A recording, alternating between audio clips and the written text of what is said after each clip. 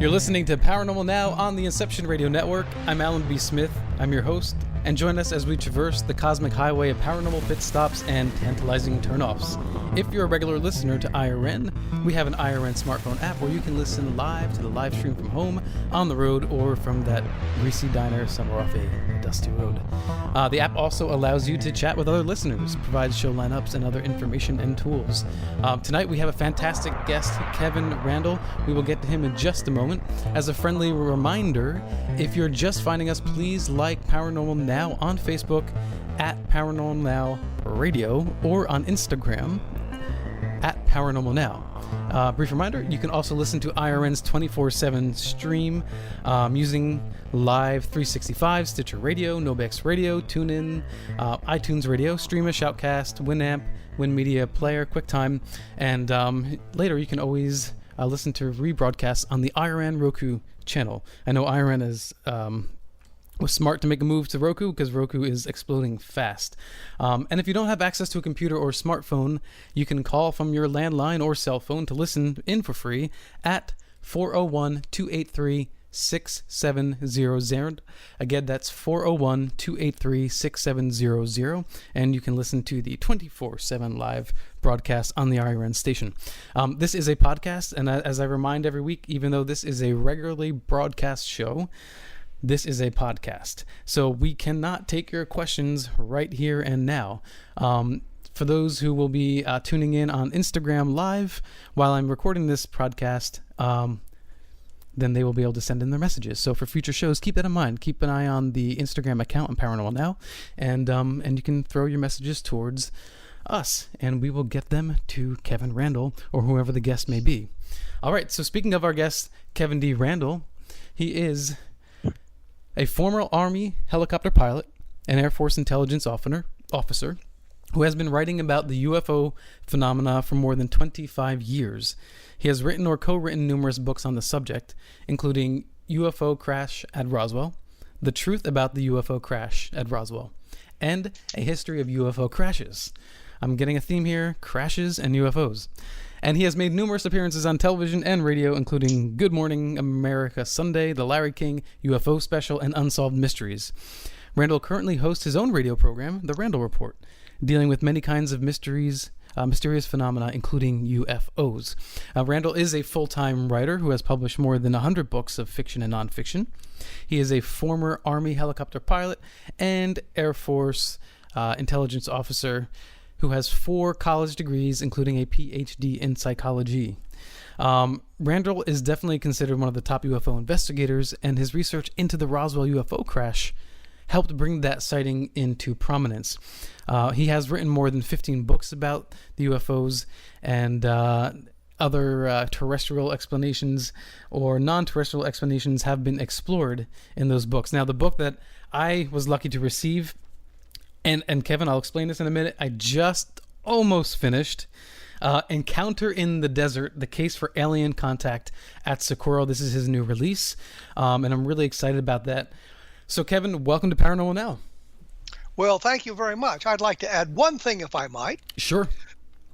I wrote a book that came out last year called Roswell in the 21st Century, which was a dispassionate look at the Roswell case, tried to put it in a whole different perspective. So those of you who are interested in Roswell might want to take a look at that because it provides, I think, some new information about the Roswell case and kind of eliminates some of the nonsense that have grown up around that. And I think that's an important thing to do when we're looking at the Roswell case, because it has been so filled with all this other stuff that really is ancillary. There are too many people making up their parts of the story and things going off the rails. So I think this was an attempt to bring it all back to clear focus.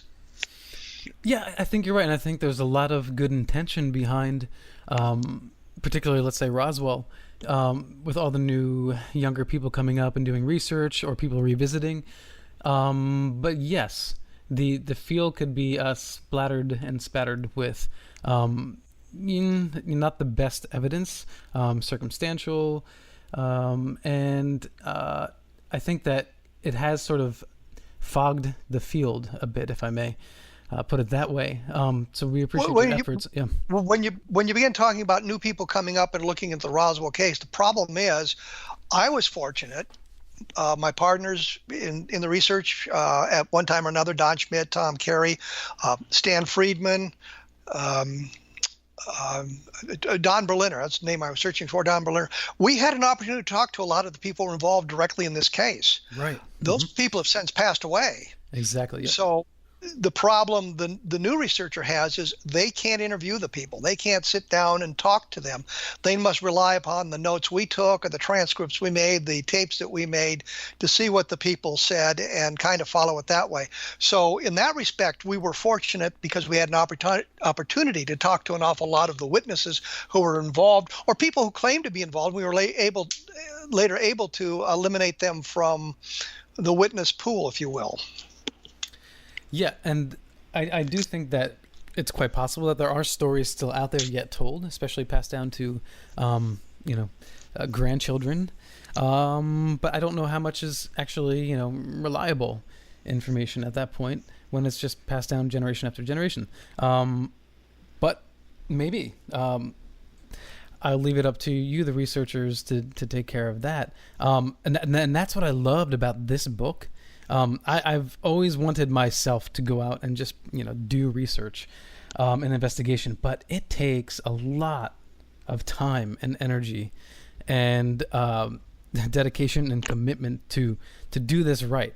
And this book, you go through example after example of similar cases to the Socorro reported crash landing, and it feels like I'm with you. It feels like I'm sort of in the field with you, and I enjoyed that so much. I thought it was important to take a look again at the Socorro case, as I did with Roswell in the 21st century. Look at it from the perspective of 2017. Lonnie Zamora passed away several years ago, but I knew that he didn't want to talk to it. I have a friend, Bob Cornett, and he was in Socorro to look at the Very Large Array, which is the radio telescope out there near Magdalena, New Mexico. And while he was in Socorro, on a lark, he called Lonnie Zamora. And Zamora said, "Yeah, we're having a barbecue. Come on down, but we're not going to talk about the flying saucer." So Bob went down and had dinner with Lonnie Zamora, but they didn't talk about the UFO landing. So he was very reticent to talk about it, but there were other people who were involved at the time. There were lots of military records that were available that we were able to, or I was able to access and help bring things into focus about the Socorro case that weren't known before. Right. Well, I know that the name is slipping me, but he was told by a couple of people. And I know we're sort of jumping the gun here, so we'll get back to the beginning of this story as we go. But Lonnie Zamora was told, his last name begins with an H, it's slipping me, to not report that he saw alien beings, right? Or symbols. So there was a lot of editing going on early on. Not all of it went well, but there was.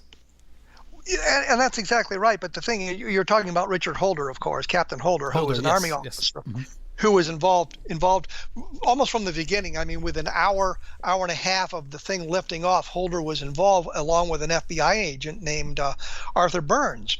But Burns and Holder suggested to Lonnie that he not talk about the symbol, because they thought that if others reported the craft, they could eliminate those who were making up their sightings or trying to be copycats because they couldn't draw the proper symbol. And they thought that was a good idea. And Burns had suggested not to mention the aliens, the beings, because he thought that would open Lonnie Zamora up to a lot of criticism and ridicule, which turned out to be the case. So neither of these government officials, Army officer, FBI, were attempting to suppress information for nefarious purposes. They were attempting to withhold some of it, as you often do in a police investigation, so that you can eliminate those who are faking things. And they were suggesting to withhold the information about the alien beings simply because they thought that Lonnie Zamora's credibility would be attacked simply because he claimed to have seen alien beings.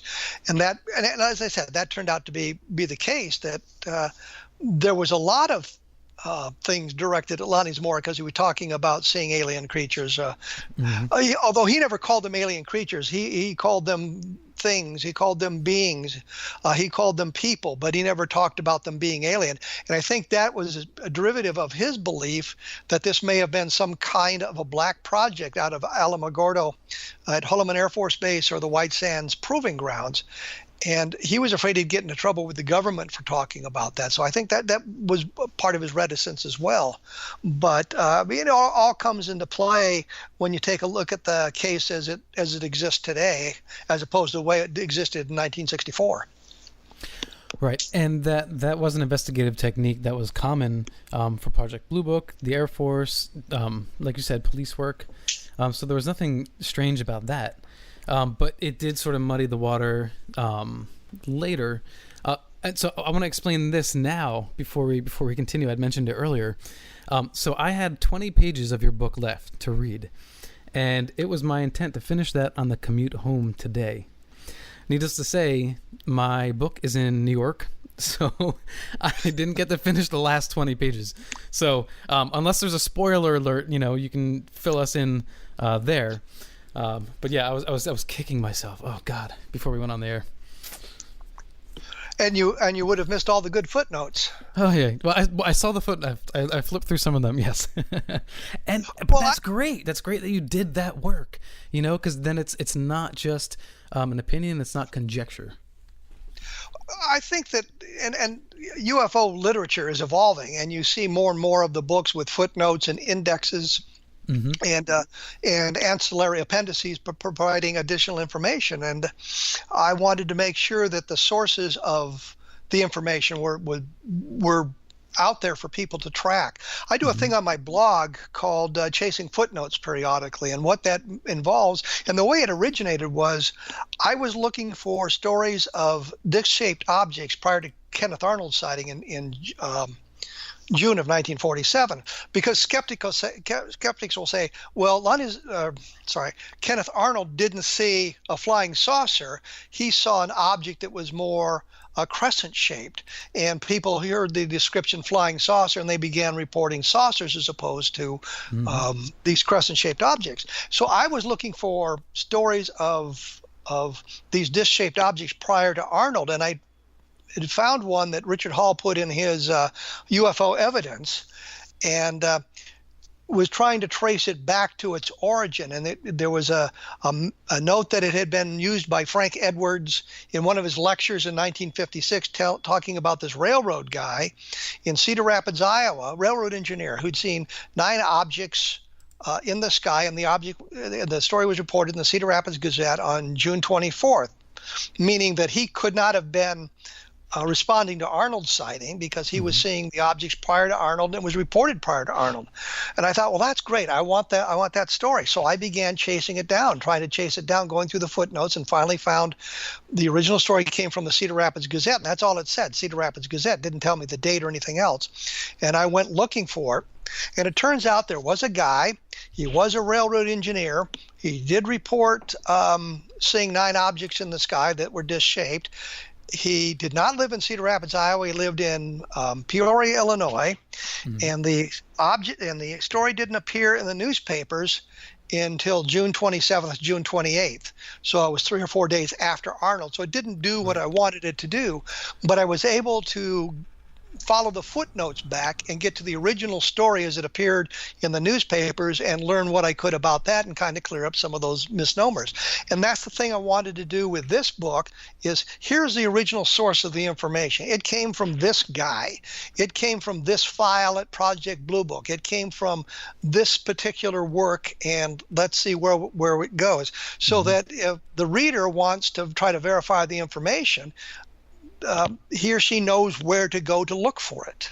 So that's the point of footnoting. And I think that a lot of the UFO writers today are beginning to do the same thing, or have been doing the same thing, actually providing good, solid footnotes of where the information came from. Sometimes it fails. I know Richard Dolan in his one of his books on the national security state had a footnote in there, and it linked back to Timothy Good's book which linked back to something. It is a Lorenzen book that I was able to find in the April Bulletin, the Lorenzens being Jim and Carl Lorenzen, who published the April Bulletin, Aerial Phenomena Research Organization Bulletin. And I was able to find the original story, and the story had kind of, like the railroad engineer story, had kind of evolved over the telling. But by going back to the original source, I was able to learn the details of that case, which becomes very important and provides you with a possible explanation for the sighting rather than something that's just kind of left up in the air. And I didn't mean that punnily. I left up in the air. Get it? Flying saucers up in the air. Yeah, because that's where they're left up in the air after we go chasing for them. Yeah. My brain goes in strange directions. Well, I mean, if you're in this field, I suspect it probably would. And the gentleman, the second witness to the Kenneth Arnold sighting, there was something about the way he spoke, and I don't know if you implied it in your writing or it was just in the way his testimony spoke. His English sounded off, like very colloquial. I think he was a poorly educated. Mm-hmm. He was obviously literate because he wrote a letter, but there were a lot of misspellings in the letter and things like that. I try to use that stuff because it gives you a feel for the individual. It could be a very bright guy, but he didn't have the educational background to express himself, or maybe just inarticulate, just unable to express himself well. But I think it's important for us not to embellish what the people said, to give you a real idea of who they are. When I was serving in Iraq, I was doing a lot of the newspaper articles for the public affairs office, and the battalion commander asked me one day why I had to put the ages of people in the stories, because he was pushing 40 and he didn't want that known apparently. But and I said to him, because it gives you an idea of the reliability of the source. If I tell a story and I say the person was 14 years old, that tells you something about the person. If I say that person is 54 years old, that tells you something else about the person. Doesn't mean the 14-year-old is unreliable, but it tells you a little bit about that individual. I think it's important for you to grasp the story. And if he's 54, it tells you something about him that helps you to grasp the story. And if you put their words in as they spoke them, it tells you a little bit about them as well. And you're not trying to embellish their account. You're not trying to clean it up for whatever reason. You're reporting accurately what this person said. And I think that's important as well, because it all gives you information that leads to the reliability of that particular source or the believability of that particular source, depending on how you want to take it. All right, and so, Kevin, where can people find your works, and which site do you prefer that they go to visit to find out more about you? If they go to www.kevinrandle.blogspot.com, they'll see a lot of stuff on there. I've been doing the blog for like 10 years. There's nearly 900 articles on it, and most of them deal with UFOs. I get off into the esoteric, like the Curse of Oak Island periodically. I'm looking at that one right now. Yep. and things like that. But the books are all available at Amazon. A lot of them are available in your bookstores, and or the other e-readers have them available. So they're out there to be found. And I always say, if you get the book and you like it, put a review up on Amazon, because that'll earn me an extra 10 or 15 cents, and I can use that to fund a coffee or a cup of coffee or something. Yeah, it's helpful also for the credibility, because I think that you have certainly earned it. I'll bring this up real quick. The Curse of Oak Island. It's funny. I did an interview with Xavier Hayes for our last episode, and we kind of discussed this briefly because we had technical issues, so we had to reschedule. And then I realized we rescheduled during the play of Curse of Oak Island. And my stomach sank. No, I can't miss it. And I joke because I say it's one of the best shows on TV for me, and yet it's the show about nothing. Oh yeah, I was going to say they never do anything. The last episode, I fell asleep and it was so boring. Yeah. Oh my God, we found a piece of metal. Well, yippee! Yeah, it's not like they haven't dug up the whole damn island. Right. It really falls into that category of just watching guys do stuff that you can't do because that's not what you do. Um, But I'm thinking they're about to sink the island. They've drilled so many holes in it God, yeah. since what 1795, and everybody's drilling holes in different places, and they're tunneling here and they're tunneling there, and I'm thinking the island's about to collapse. I just, you know, Yeah, because so when you see those aerial shots, it really, you realize that is not, there's not much space there. and then the other thing is, and they get so excited when we found this spike that looks like it came from a ship. Yeah, wow, great, wonderful. You know, Right. I think last week they were talking about, well, we found evidence that the island has been inhabited for hundreds of years. Yeah, we know that. That's not a secret. Last year, I think they found evidence of a British camp, and there's a woman named Joy Steele who did a book, Oak Island Mystery Solved. And she's come up with what I think is a very plausible explanation, and there's really not money buried there, but what the boys found back in 1795. And there's links to that on my blog as well, so you can get there and you can see her book. And I did a show about it as well with her, talking about Oak Island. So I think she's got a very plausible explanation, and it explains the debris that they keep finding there. So like the wood encased in concrete or something like that. yeah, it explains everything, and I mean, if you watch the teasers for season 5, they said here's this pirate's chest. They've got a pirate's chest, and you go, wow, great. In the second episode, they say, yeah, it belongs to this guy named James Anderson, and his descendant lives here in Halifax, and we'll go visit with him. And they pull the chest out, and of course, there's no gold in it or anything. It's just a lot of interesting memorabilia, especially if you happen to be a member of the family. But it really doesn't take us to the solution for the mystery of Oak Island. So no, they really teased it heavy this year. I think they knew they needed to keep people tuning in. They really made it sound like they had a big find this year. I hope that they do. That did, even if it's not what they think it is. I hope that's something exciting, because there's treasures all over the place, so Oak Island just be maybe one place of many others along the eastern border, and who knows what they'll find. But I guess it's the journey, not the destination in this case. Yeah, I'm afraid that's it. I don't think they're going to find anything. I think if there was ever any treasure there, it's long gone. And I think that, and there was something that I'd read just the other day.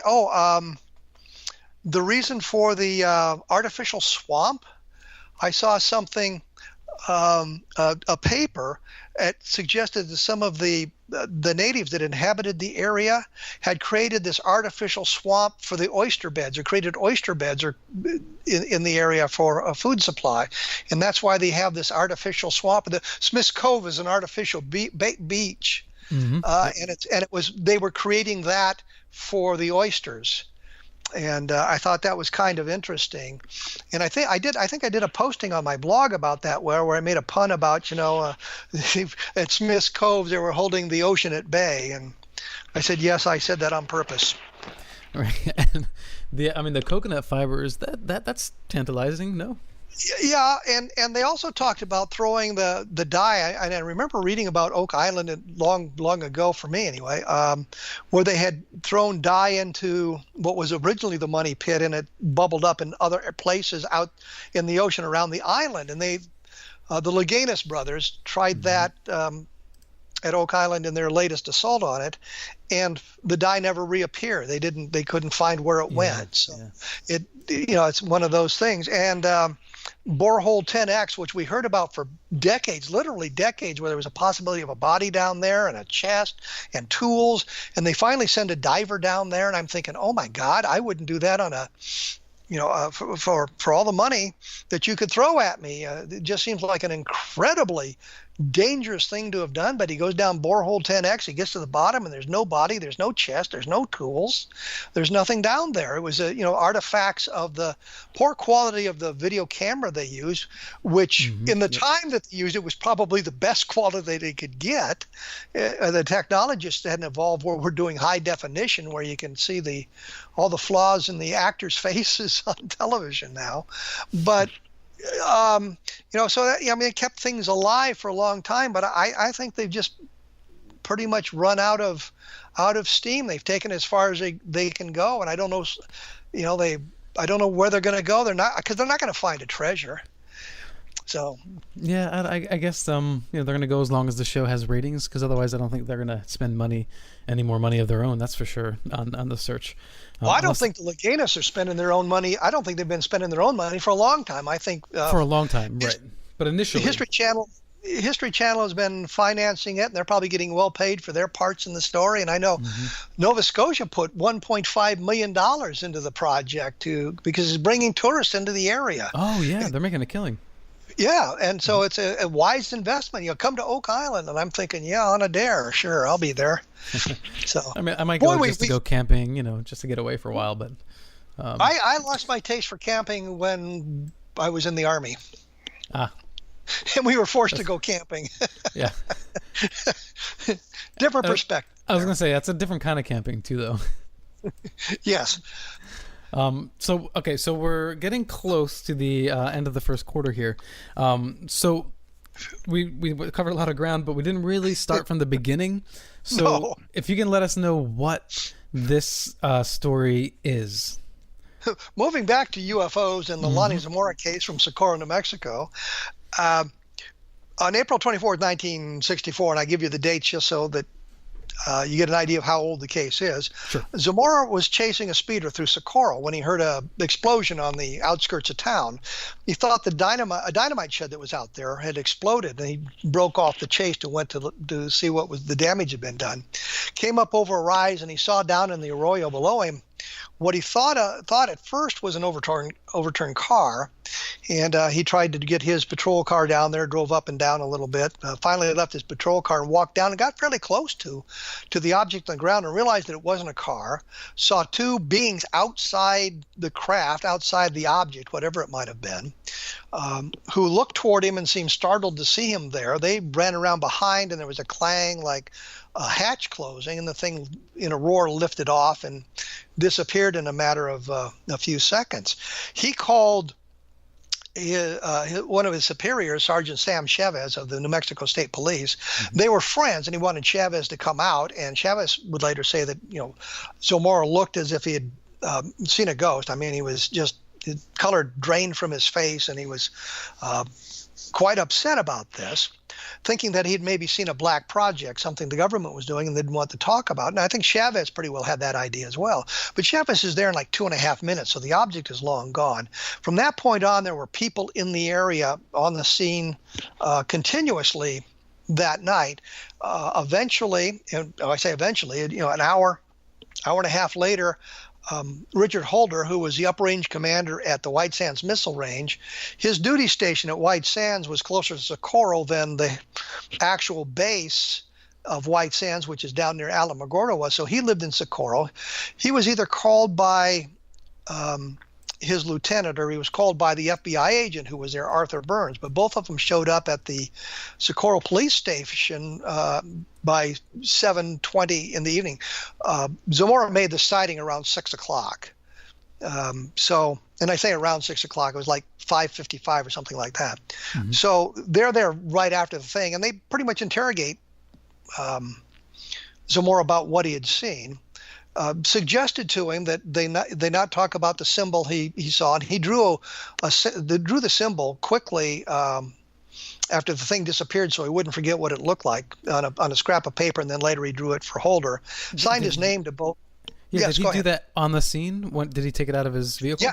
Yeah. Okay. He was sitting in his vehicle, and he had a scrap of paper, and he drew it right there before Chavez showed up. So it was literally within a minute or two of the object disappearing. And then he drew it later for Holder and signed his name to it. Signed his name to both of those, so we have that. Okay, well, let's hold it right there. We'll pick up with the rest of the story when we come back after this first break. I'm speaking with author Kevin Randle, Encounter in the Desert, the Case for Alien Contact at Socorro. This is Alan B. Smith for Inception Radio Network on Paranormal Now, or first at Paranormal Now on the Inception Radio Network, and we will be right back.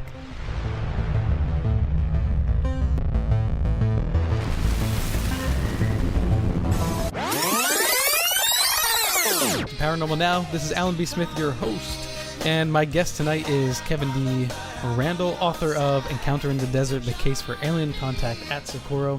And taking us out of the break was Something Happened on the Way to Heaven by Phil Collins. All right, so Kevin, we essentially left off where Lonnie Zamora, during the, was it April 26, 1964? April 24th. 24th? April 24th. 1964. 24th. Yep. He saw this crash, a seemingly crash, perhaps a landing. No, a landing. It's landing? a landing. Okay. Yeah, landing. So there's no room to believe it was a crash landing of sorts, meaning it wasn't something problematic. It was a controlled landing. It was a controlled landing, but it could be what we in the military used to call a forced landing, which means something went wrong and you had to land the airplane or the aircraft. Okay. That makes more sense, right? Which is not to say that you couldn't then fly it off, and obviously they did. But where we left off, we had Arthur Burns and Richard Holder talking to Zamora in the police station that very night within 90 minutes of him seeing the object, talking to him about what he's seen, getting the idea of what he'd seen, suggesting he not talk about the symbol, suggesting he not talk about the beings that he saw, not that they're attempting to suppress the information. And I always want to make that clear because with the Project Blue Book eventually get involved in all that. There's an idea that there was suppression of information. I didn't really see any of that. Here they were thinking more of Lonnie Zamora and a way of validating other sightings. But Holder wrote a report that very night and sent it off. It's only about a half-page single space. Now, when I was doing my radio show, I had two guys on, Ben Moss and Tony Angiola. And they said that Zamora wasn't the only one that saw the object, because I'd always complained that the problem with the sighting is a single witness. We don't have another witness. And they said, no, 3 people saw the object in the sky before Zamora saw it landed. And it had called the police station about it. I said, yeah, but did you check the police logs? Did you get the police records? They said no. Or they didn't say no. They never really answered the question to my satisfaction, which inspired me to take a look for more information.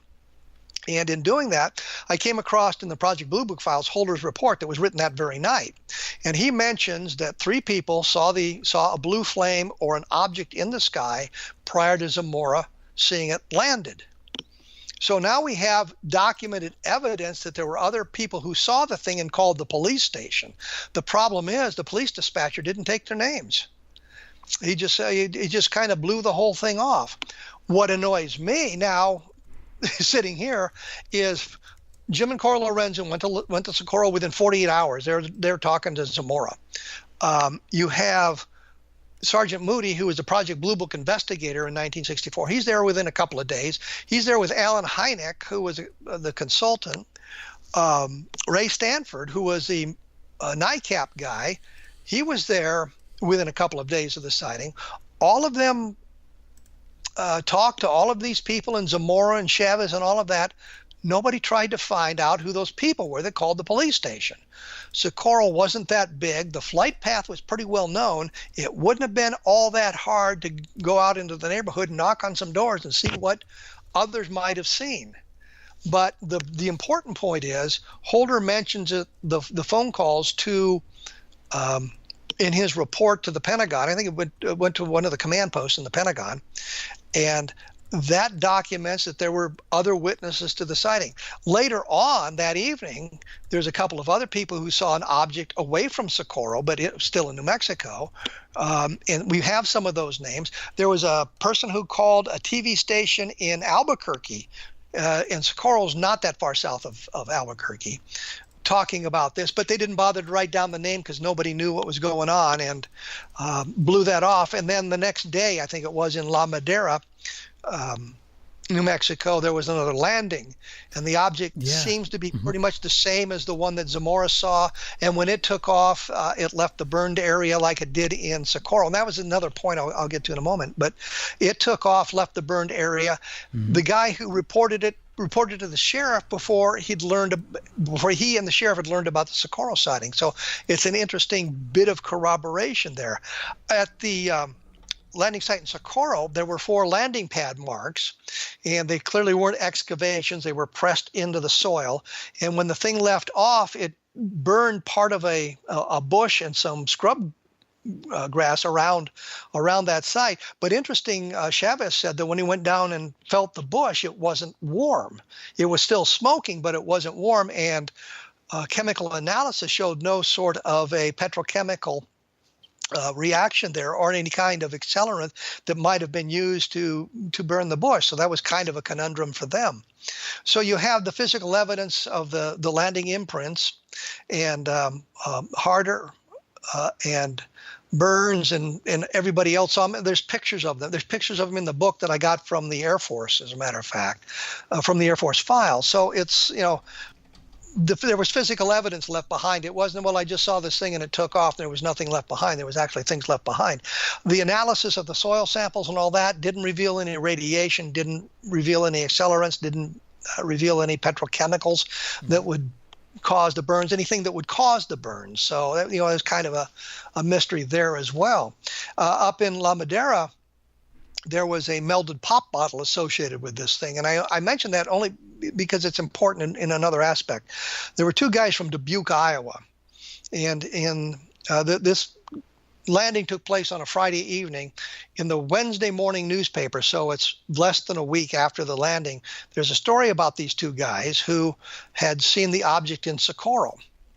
And they described what they'd seen. It doesn't really match the descriptions that Zamora gave, which is a pretty telltale sign there. But they mentioned the melted pop bottle. And I'm thinking what happened. Their story was they were driving through Socorro at the time the object took off, and they saw it in the air. And they knew the roads, but their description doesn't fit with what Zamora said. And they described the melted pop bottle. And that's the wrong sighting. And I think that kind of negates their testimony. And I think it's important to look at that. You say, well, there's all these people that, said they were there. These two guys probably weren't. They made up the story. I searched for them as I was doing the book. I know some others have searched for them and haven't found them. A fellow here in Iowa named Ralph DeGraw talked to him about 10 years after the sighting. And the information from his investigation is in the MUFON Journal, and I don't remember the date off the top of my head, but cleverly it's footnoted in the book so that you can look that up as well and see what DeGraw learned from these guys. And he was pretty well convinced that they probably weren't involved either. But there are people who were involved. There was a tourist, and they said they were driving a green Cadillac, and they stopped at a gas station and had a discussion with a fellow named Oprah Grinder, who was the manager of the gas station, talking about how your aircraft fly pretty low around here. And then they got in their car, took off. Now, they looked for those people, and there was no credit card receipt. In today's environment, everybody would have been paying with a credit card. And security cameras. Oh, absolutely. Yeah, there have been all ways of tracing these, but 1964, not so much. It was a green Cadillac, and they thought it was from Colorado. And I'd always laughingly said, I grew up in Colorado, so I was living in Colorado in 1964. And I said, but I didn't have a Cadillac. And I got to thought about, I did have a Cadillac when I was in high school. It was like, 20 years old, but it was a Cadillac. So it could have been me, but it wasn't. And my car was blue and not green. But the point is, those people never came forward. The people who called the police never came forward. And I found that pretty strange, especially after it started getting some publicity. And I'm wondering if the tone of some of the newspaper articles didn't convince the people not to say anything about it. It's astonishing that somebody didn't come forward and talk about what they had seen back in April of 1964. I just don't understand that. But clearly they haven't. I was talking to Ray Stanford, and he said that while he was in Socorro with the radio announcer who had interviewed a number of people, and this was not long after the event, and the two older women came up to him and was talking about having heard the roar. And I said to Ray, do you have their names? And he said, well, their old ladies are probably dead by now. And I'm thinking, yeah, but if we had the names, we might be able to find out where they lived, and there might be somebody around who was around in 1964 that we could talk to. A long shot at best. I mean, you're a teenager in 1964, as was I. Do you know why Ray Stanford, why he did not have the names available? Did he never take them down? Well, he had them. He apparently had them, but if his files are anything like mine, the accumulation of 50 or 60 years of UFO research. Mm-hmm. And we're not librarians, so it's not well cataloged. From what I understand, his is even worse cataloged than mine. And he had written the names down, but he just didn't know where to find them. And so that was kind of a lead that went nowhere. But I'm thinking, if we had the names and we could get a hold of a phone book from 1964, which is not that hard of a task. With libraries and everything, and for the millennials out there, a phone book is this document you used to get once a year, and it had everybody's telephone number, and you just look it up, but it was only for your local town. Unlike type somebody's name into the internet, and you can get 900 people with the same name. But you could find out where they lived, the section of Socorro they lived in, and see if you couldn't maybe find somebody who had been there since 1964 that could tell you something about that. But that was just it's just one of those things that we're now more than 50 years down the road, and it's a really difficult task to go back that far and find people who might have some kind of knowledge that hadn't talked about it since, simply because of all the publicity. You would think that they would have said something by now if they had any information to share. So, right. Well, I mean, back then the closest thing you had to the internet would be the operator who kind of served as your search engine. You could call and say, hey, I'm trying to get in touch with so and so in a town, and they would actually try to find that person for you if possible. I actually got Bill Brazel's telephone number. Bill Brazel from the Roswell case. Mm-hmm. And I called up, and I had the wrong town. And the operator said, oh, there's a Bill Brazel living over in... And I said, well, that's got to be the guy. And I called him, and it was. She's helping me. I don't even have the right town, and she manages to find the guy for me. This was in the late 80s. And I sent a letter to a building in New York. A skyscraper, of course, but a building in New York, and I'd had the wrong floor, and they sent it back because they couldn't find out. They couldn't find the person. I'm thinking, you got it narrowed down to a building. You can't find it. The operator, I've got it narrowed down to New Mexico, and finds the guy for me. Yep. And I talked to Bill. He was again reticent to talk, but when Don Schmidt and I went to meet with him, we kind of chatted for a while, and he finally opened up to us, and he told us that he told his wife Shirley that if he liked us, he'd help us out, and if he didn't, he'd just end the conversation. So he liked us, and so we're back there again. And I know I'm off onto a Roswell again, but because this is kind of funny. So we meet him at 8 o'clock in the morning to go out to the debris field where he'd found some bits of the pieces of the debris. And we're driving down the road, and he says, "You boys want a beer?" I'm thinking it's 8 o'clock in the morning. And Don says, no, thank you. And I'm thinking, somebody ought to drink a beer with this guy. So I said, yeah, I'll have a beer. So I'm drinking warm beer, driving through New Mexico at 8 o'clock in the morning. So, but we got out to the place and looked around, and Bill was a great guy. Helped us out as much as he could. So, yeah, I mean that's a fascinating story, and it reminded me. My father was actually adopted, and he found out that he was adopted when he was 12 or 13. He had gotten hold of some original birth certificate document in the attic or somewhere in his house, and he never told his mother that he knew until she passed, and she was 80-something when she passed. Well, his birth mother or his adoptive mother? He found it. Well, he never told his birth mother. He never told his adopted mother that he realized he knew he was adopted. So they never told him into his adulthood that he was adopted, and he never brought it up. And so it wasn't until after my grandmother passed away that he told my grandfather, "Look, I've known for at that point it must have been 30 years," and so he told my grandfather, "Look, I want to look for my my biological parents." So he did, and this was in the mid to late 90s. This started, so the internet was not quite robust. So he had to do a lot of cold calling and requesting documents, snail mail. But eventually he tracked them down. And it was just a matter of making those last phone calls and someone saying, "Nope, not this person. You got to call this person," and he did. He found his family. Well, moving this back to Socorro, Thank you. because what you were telling me fits into this.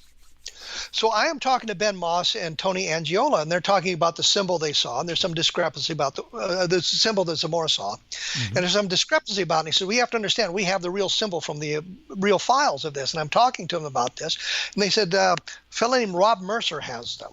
He's a UFO researcher from Ohio.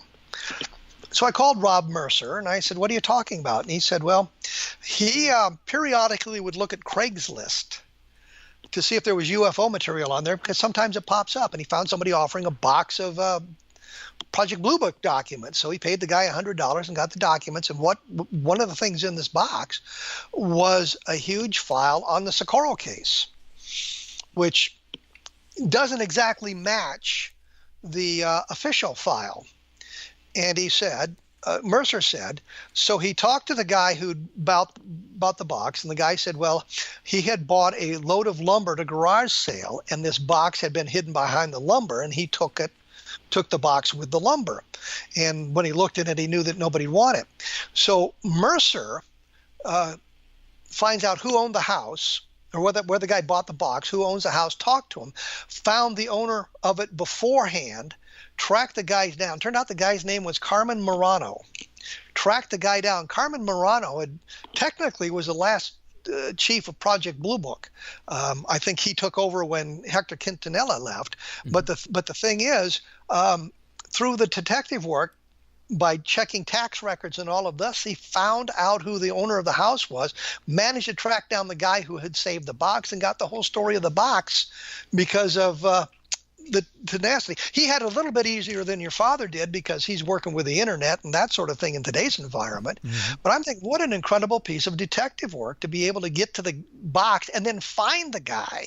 And he talked to him about it. I said, what's the deal with these records? And he said, well, as Blue Book was being closed down in 1969, there were all these files that were not part of the official files. He said they were created by others who had been at Project Blue Book, and as a way of providing information to people who came to look at Project Blue Book. Right. Like reference notes. Yeah, well, but what he had was like 200 pages for the Socorro case. Yeah. And so I was able to match it with the official record as well. So I know what the discrepancies were.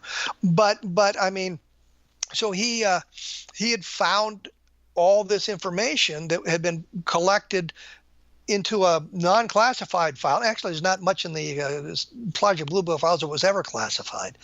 But so Morano had said that, you know, there was all this information that was collected for easy access for reporters. You know, they'd ask about specific cases. I mean, you can imagine if you're a reporter in late 1960s going to Project Blue Book, you're going to want to know about the Socorro case. So they had collected all this stuff out of the official files and put it in to a loose leaf binder so that they could flip through it. Did the same thing with photographs and other cases that were well known. Levelland Sparks, the Levelland case would be another one that people would have asked about and had been kept in separate folders for the ease of accessing information. So we had a lot of that kind of information. But the Socorro case was one of those documents, and some of the pictures in the book are actually from that file that Morano found, and Mercer found, and I had a nice conversation with Morano about what was going on in Blue Book at the end of Project Blue Book and how they conducted the operation and the investigations toward the end of Project Blue Book. And I think that technically Morano ended up as would have been the last senior officer at Project Blue Book, so he technically would have been the head of it as they closed the thing down, but it had no more investigative responsibilities or anything like that. It was mainly he was there to close out the documentation. Now imagine, had this documentation been top secret, where would it be? Would you have ever been able to find it? If it had been classified top secret, they would have done two things with it. Top secret requires a vault. If you've got secret material, you can keep it in a safe. If you've got top secret material, it's got to be kept in a vault. So, it's really different.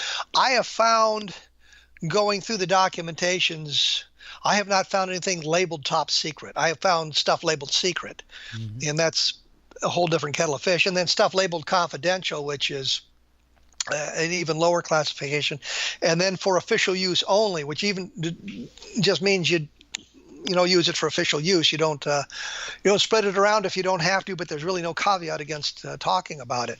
But most of the stuff in Project Blue Book, at least toward the end, was unclassified. There was no classifications on it, and a lot of stuff the stuff that Morano had wasn't classified. So it was just derivatives of the irregular files. But if it had been top secret, most top secret requires a review before it's downgraded. Secret material can be downgraded. They say downgraded at 3-year intervals, which means after 3 years it becomes confidential, and 3 years after that it becomes basically unclassified. Mm-hmm. Top secret, for the most part, remains classified until somebody physically looks at it and downgrades it, and it's really incumbent upon the agency that created the document to downgrade it. There is stuff from World War I that is still classified top secret. I don't know why, but nobody's bothered to review it. Nobody's bothered to downgrade it. It's just one of those things. The other thing that happens a lot of times with classified materials is they're destroyed. And I know as an intelligence officer, I destroyed a lot of classified material. What you do is, if it was confidential, you just burned it. If it was secret or top secret, you had to provide the names of the documents, you had to the date of the documents, and other identifying features of the document, and then you needed 2 people to certify that the document had been destroyed, properly destroyed. And what we would do would destroy documents that were out of date. And the thing that springs to mind is there was 2 versions of the CIA fact book, for example, which one was an unclassified version. And think of the CIA fact book was basically just a encyclopedia type entry of information about countries, give you who the leaders were and that sort of thing. But there was also a classified version that was replaced every 6 months. So you'd have to destroy the old one and replace it with the new one. And, it was just updated material. And I never found anything in the classified version that was particularly exciting or needed to be classified. But I'm sure if you looked far enough, you'd find classified material in there that didn't match the unclassified version. But the point really is, if there was top secret material, it would have had to have been reviewed, and they would have decided whether or not a release of the material would have affected national security. If it was obsolete material, they may have just destroyed it. And I would think that would probably be what happened with Blue Book. Although they kept all the files. They sent them to Maxwell Air Force Base, to the Air Force Archives, and then Jack Webb was doing this program called Project UFO, which was a dragnet type program I was searching for, investigating UFOs based on the Air Force files, and I could never figure out what case he was basing it on. But the point of Jack Webb in this story is that he paid to have the films, the whole Project Blue Book files microfilmed, so he could get a copy of them. And that helped all of us because then there's microfilms available of it. Now, of course, it's all online. Yeah, that's the other thing. It's all online. Once I used to say, I have a complete set of the Project Blue Book files. And everybody go, oh, my God, he's got a complete set. In today's environment, yeah, so do I. It's on fold 3, you dummy. All that information is out there. But I've noticed there are things that are left out of the fold 3 stuff that were on the microfilms, and there's some things that were not on the microfilms that like the Socorro case. I found some things in there, but mainly unimportant stuff. But there were some differences. The Socorro case, simultaneous with the landing, you had mentioned La Madera. La Madera is about 195 miles away. Do you know what the time difference was between those 2 sightings, approximately? Without looking at my book as a reference, was it a few hours, 6 hours? I'm thinking it's more like 24, maybe 48. I think it probably 24 because neither the witness and the witness's name is in the book, and Oliver something, right? It's always it's always a secondary case. Socorro's the big one, and then they say, oh yeah, by the way, La Madera, which I think was important to discuss that case to get a feel for it. But since the witness didn't know about the Socorro case, and the sheriff didn't know about it. Right. Suggests to me, and of course the timing is in the book, so I probably should have a copy of it sitting here so I could look it up. But it was a short enough period. They wouldn't have heard the news. They hadn't heard the news, and since it was news around the country not long after the sighting, that it would have to be a very short period. But I'm thinking it was 24 hours. I think it was 24 hours. Air Force wrote the Lamadera case off as being a fire in a dump. Right, which is absurd. I mean, the witness, he mentions blue flame, and then later he said there was like a red or an orange flare to it, or at the tips of the flame, which is similar to Socorro.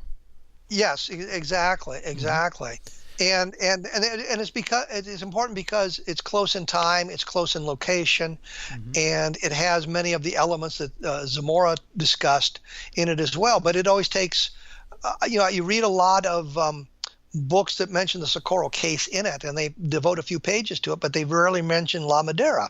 And it's an important case because, again, we have another witness and we have something going on that seems to corroborate what Lonnie Zamora said. So when we say, Lonnie Zamora's case is single witness, it turns out, well, yeah, not really. There are other witnesses, and we know there are other sightings in New Mexico around that time frame that are important, and there are similar cases. And I discuss some of them in the book.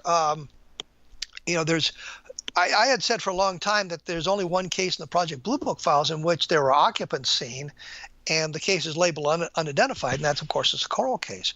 But it turns out there's actually two other cases, neither of them nearly as robust as the Socorro case, and one of them actually takes place behind the Iron Curtain, and the guy and his daughter eventually escaped into West Germany and told the story after they escaped into West Germany, and it's in the Blue Book files. But for the longest time I said, well, no, it's not. And I was looking for the case, and I discovered that the date, as it's given in some other publications, wasn't quite right. Once I found the correct date, I was able to find the case, but it's not in a case file. Well, it's like you said, paper.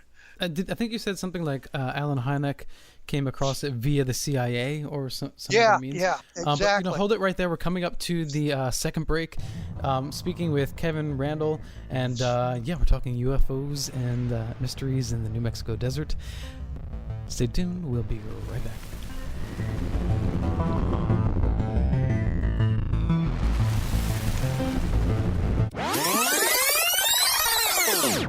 And welcome back to Paranormal Now. This is Alan D. Smith. I'm your host tonight.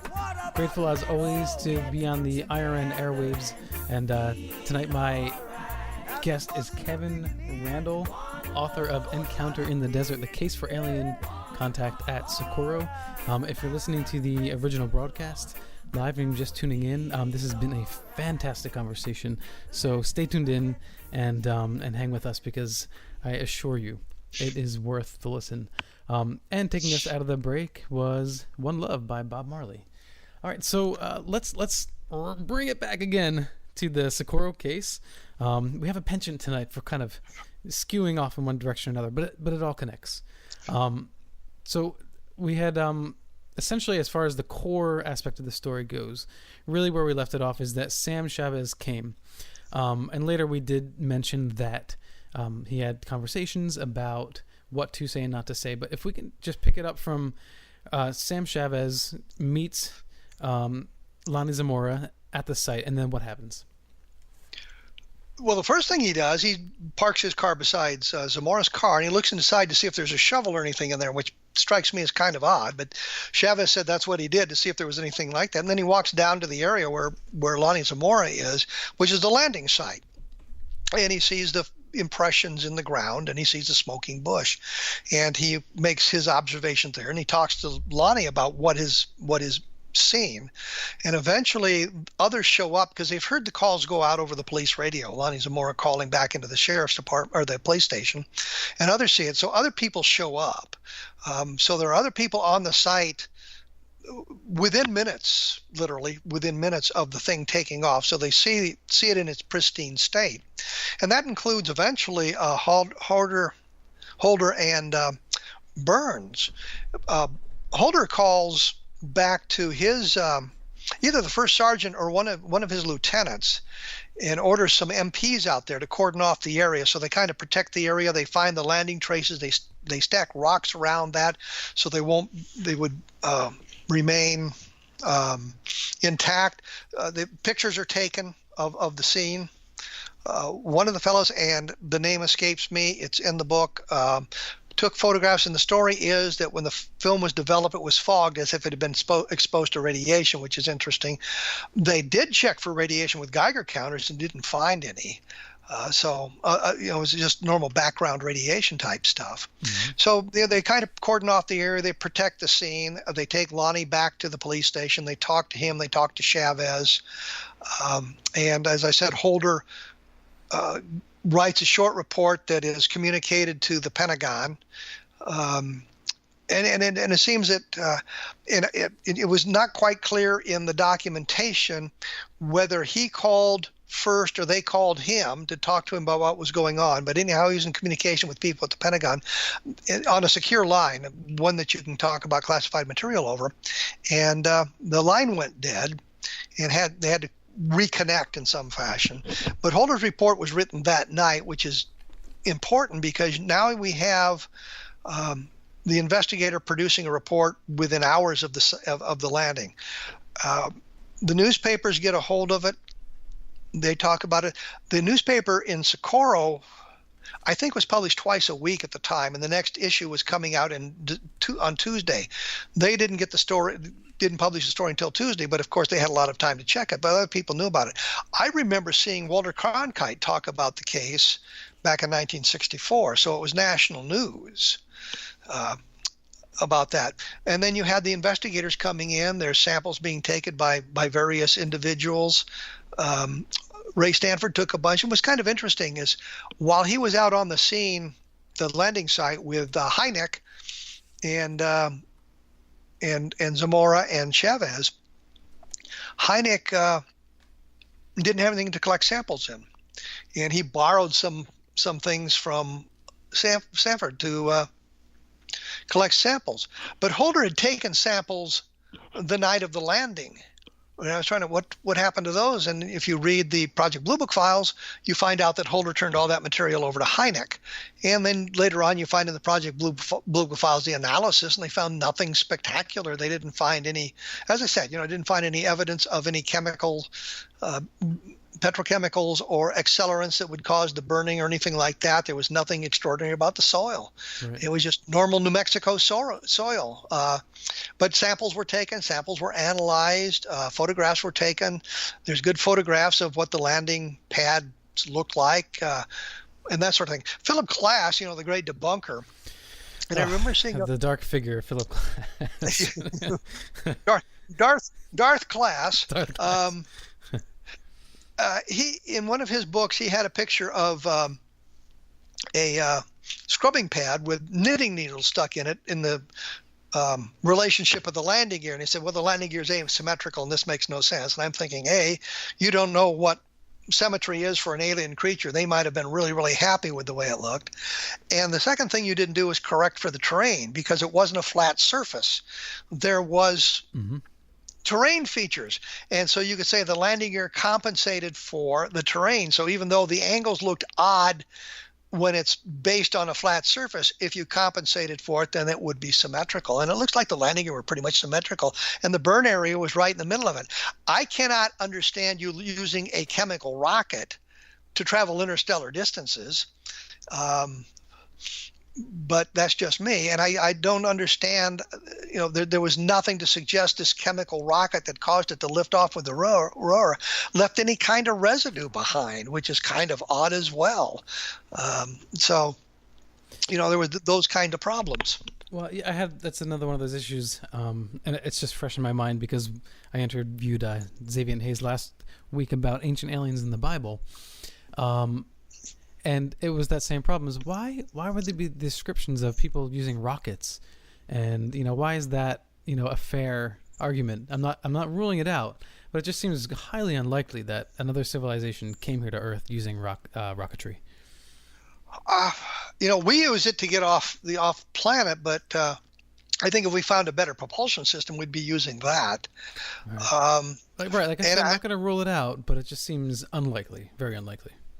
And that's just it. But we don't know. And it's like, it's kind of a question about the symmetry of the landing gear, and making the point, well, the landing gear wasn't symmetrical, ergo it was faked because he didn't measure things properly when he dug the landing gear impressions. But of course, soil compression and everything else suggested these were pressed into the soil as opposed to something that was excavated. But I think, we don't know what how an alien race would think, and maybe symmetry isn't that important to them. You would think that you'd want the four legs underneath the craft to support the weight equally, but there might be some reason that they don't do that we don't know about. I just saw something on the Taj Mahal moving into a different direction, but the point is, when you look at the big dome at the Taj Mahal, you think it's symmetrical, and it turns out it's not.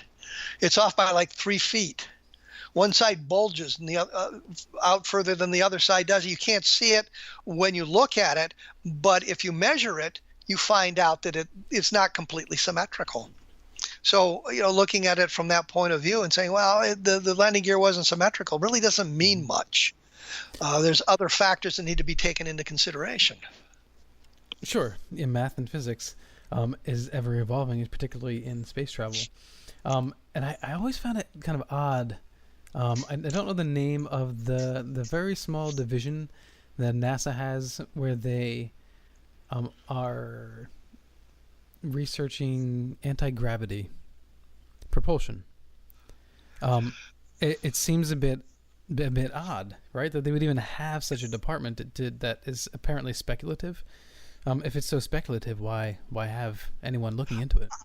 Well, I think theoretically it exists, but can we create something that uses an anti-gravity field? I mean, well, I guess a similar thing would be anti-magnetic. You get the two poles together and they'll repel each other. And so maybe gravity works in a similar fashion, and you can use that to move off planets to your bigger ships. It doesn't seem possible that the craft that Zamora saw would have been an interstellar craft. But then again, we don't know, because we don't know the dynamics of interstellar flight. It may be, once you know the secrets, it's very, very simple and not time consuming. Where we stand in the world today, we don't know that. If we just got our probe Voyager outside the limits of the solar system. I think they now claim the solar system is out about a light year from the sun. The sun, gravitational influence goes out about a light year. And Voyager just moved beyond that point. And it's been traveling since the mid-1970s. And it didn't have to traverse the whole light year. It only had to move outside the gravitational influence of the sun. And I think they talk about it being able to reach the nearest star in 86,000 years.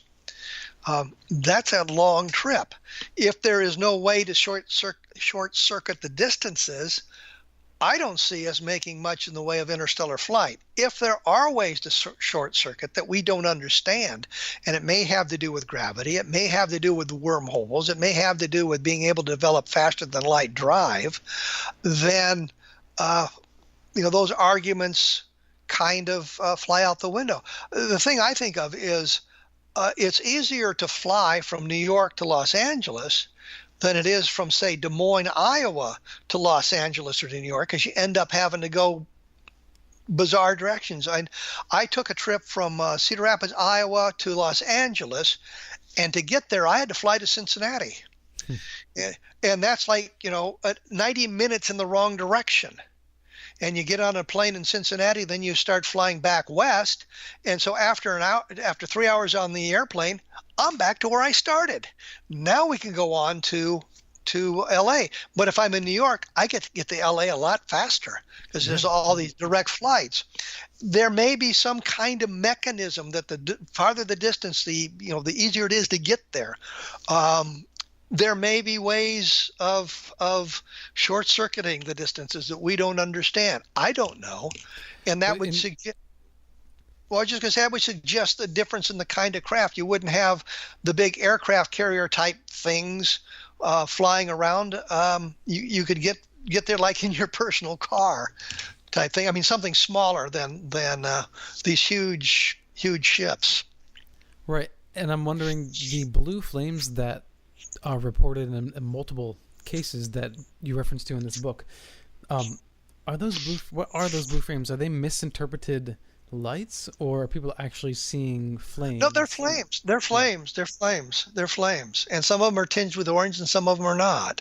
But no, it's actual flames. And I think in Holder's report, if I remember correctly, he doesn't really give numbers. He talks about the 3 people who called the police, but he says they reported flames in the sky or they reported an object. But he doesn't say, 2 people reported flames, 1 person reported an object or anything like that. He just reports, they saw flames in the object. Mm-hmm. So, which would be a nice thing to know too. So we don't really know anything about that and what the purpose of the flame was. I just wonder, when they say flames, was it like when a rocket, was it flames coming out of a jet? Was it what kind of flames should we imagine? Well, that's the kind of thing. If you see a jet in the twilight or at night, you can often see the blue flames out the back of the I'm thinking specifically fighter planes as opposed to passenger jets, but you can see the flames out the back of those things that you normally can't see, especially if they go to afterburners. You get the big flame out the back.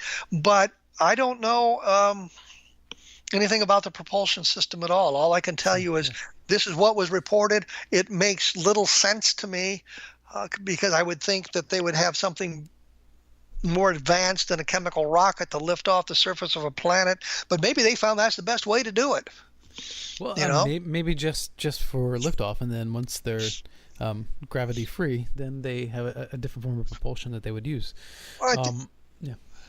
Yeah, we don't know. I mean, we have the blue flames out of our rockets until we get the spacecraft up into orbit, and then they shut it off, and they just hit it when they need to make corrections and things. Maybe that's the best way they found to get off a planet's surface and back to the main ship or something. I don't know.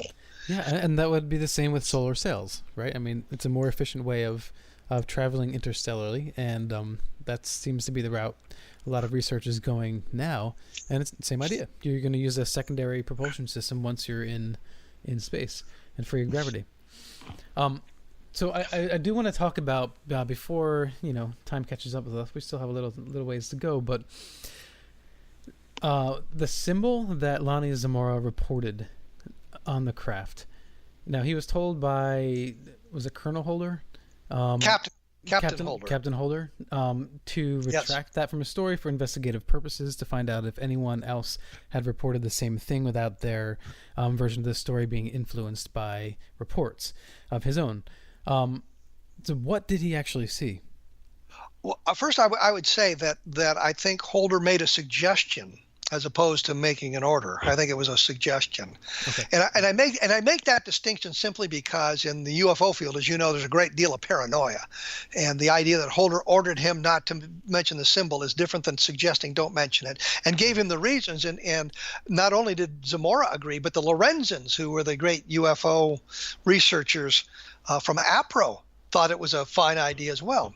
But what Zamora saw, what he drew within literally seconds of the craft lifting off, was an arc with a V underneath it and a line down, so it looks like an arrowhead, and a line across the bottom in red. That's what Zamora drew on the scrap of paper he had, and then a couple of hours later drew for Holder and then signed it.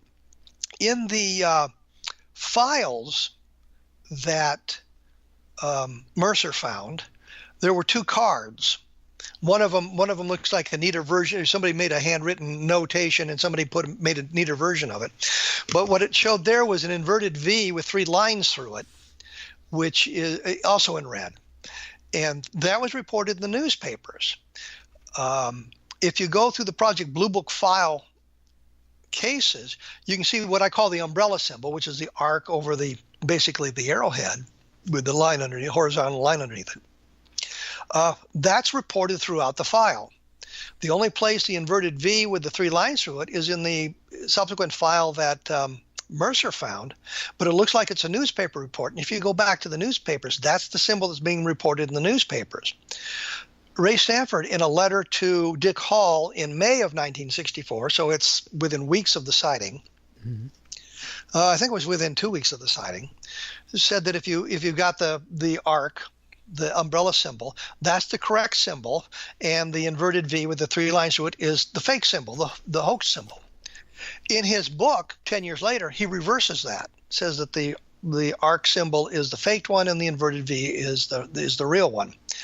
I think the preponderance of the evidence, and this is based on the official Project Blue Book files, and there's a number of people who reported on it, drew the symbol also as in the files.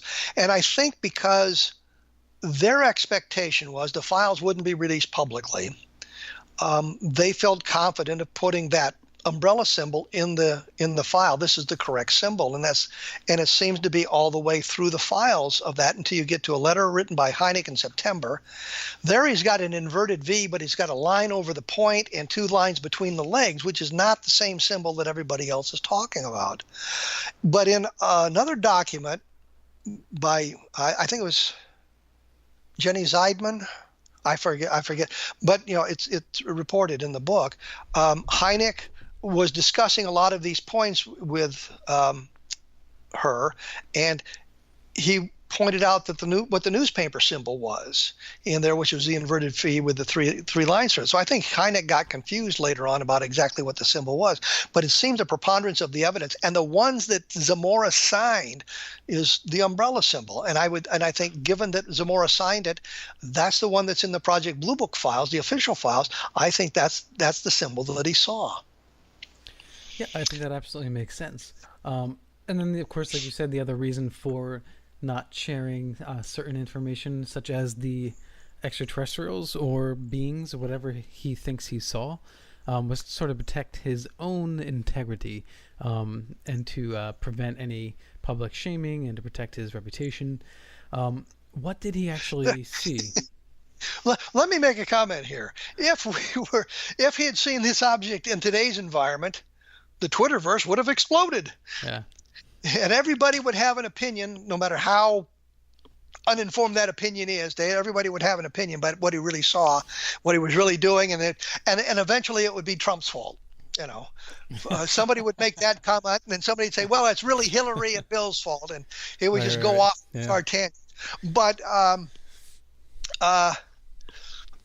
I just wanted to say that because I think it was important that we discuss that we make that distinction. Anyway, what he talked about, if you look at the newspaper reports, a lot of them say he just saw white coveralls. He didn't really see any beings. He just saw white coveralls. I think that was a way of kind of amending what he had seen, because he described it elsewhere. He described them as humanoids. There was clearly something in the coveralls. They weren't floating around. But he doesn't give an elaborate descriptions of what he had seen. But he talks about them being beings. He mentions them being people. Actually, Ray Stanford and I got into an argument about this. Not a big argument about this. That Lonnie Zamora never said people. And I said, I got a transcript right here from the files. The guy's talking to him and he's writing down what Lonnie said. And he says people. And he said, well, do you have a tape? And I'm thinking, I don't need a tape for a transcript if I'm talking to the guy. Anyway, so he talked about them being people. He said they were about the size of small adults or children. So they weren't very big. They were humanoid, 2 arms, 2 legs, 1 head, that kind of thing. Didn't see a lot of features, didn't see a lot that he described. I think part of that lack of description now comes about because of what Burns had said to him about not talking about it. And interestingly, when the Lorenzens talked to Zamora about it, he would describe the beings, and it's in the May 1964 issue of the April Bulletin. There's a long story about Zamora, of course. And when they asked him about the symbol, he refused to talk about that, but he did tell them a little bit about the beings, but he didn't give a lot of description. The other interesting thing about that issue is there's a drawing was made by Rick Baca based on what Lonnie Zamora said. Zamora had gone to the city attorney after the sighting to make sure that he wasn't doing anything that would get him into trouble with the city. And Rick Baca's father was like a paralegal in the office. So Rick Baca, who was only 14 at the time, and something of an artist, draws the object as it was seen by Lonnie Zamora, with the way the landing gear were and all of this stuff. The drawing is shown to Zamora, and he says it's right, and then he takes a pen and he draws the symbol on it. The drawing as it appeared in the Defensor Chieftain, the Socorro newspaper, doesn't have the symbol on it. The drawing as it appears in the April Bulletin does have the symbol on it. So I thought that was kind of interesting, that the symbol was out there. The Lorenzans had a habit of, the May issue of the Bulletin might have come out in July. They were always late on this sort of thing. But they had the symbol on the drawing, and it's the same drawing that Rick Baca had made. I talked to Rick Baca. Yes. Oh, I was going to ask, what sort of resources did the Lorenzans have to do the investigations that they did? Time and money, etc. They were investing their own time and money in it. Yeah. At the time, so they couldn't always be there, split second after an event happened. They tried when it was an event like this. They tried to either get there later on. They would dispatch field investigators to the scene as quickly as they could do that. But the interesting thing was they lived in Tucson, and I think that they got there Sunday afternoon. Again, the thing took place on Friday evening. They were there on Sunday. They couldn't get there Saturday because they were making arrangements for things that they had to do so they could get out of town and get to Socorro. But they were there within 48 hours of the sighting and talking to Zamora, talking to Chavez, and talking to the people. They tell a story in the April Bulletin about how Jim Lorenzen was in a hallway, and Moody, who was the Air Force investigator, was there, and he was talking to some other people, and Lorenzen was listening in. I mean, they were standing there listening, and Moody says, "Yeah, we got a problem about this Lorenzen woman. She's a nut," with Jim standing right there listening to that. So it gives you an idea of what the Air Force investigator thought of Cole Lorenzen. I knew Cole Lorenzen, and I had visited him at their home in Tucson and things like that.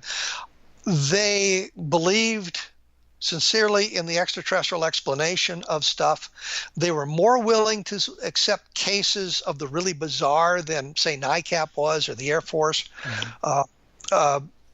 With NICAP and the Air Force, if you saw the thing in the sky, that was okay. If you saw it on the ground, well, that's, you're getting a little bizarre. And if you saw something from inside of it, you were psychologically damaged in some fashion for the most part, which is another indication of the credibility of the Socorro case, is that Quintanilla, who wanted badly to solve the case, couldn't do it, and he had to mark it unidentified. And he said in his own memoirs, the UFO hobbyist would have a field day with this explanation, but he couldn't find an explanation.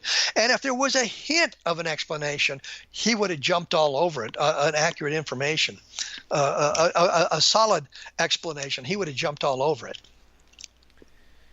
Were they quirky characters, or were they, pretty average? They were just like anybody else who started an organization to investigate UFOs. They were nice, down-to-earth people. Mm-hmm. I know that Jim Lorenzen called me one night to dispatch me on a cattle mutilation investigation in Minnesota, which I wasn't delighted about doing because it didn't seem that it was driven by aliens, but something else, and I didn't want to get tangled up with the something else. But that's what they would do. They would call their field investigators to have them look at cases. If they found an explanation for a case, they would print it. I had done a story in Saga magazine back in 1976, I think it was, about the Dianzio Yanca case, who was a Argentine, I think, a South American, who had been abducted.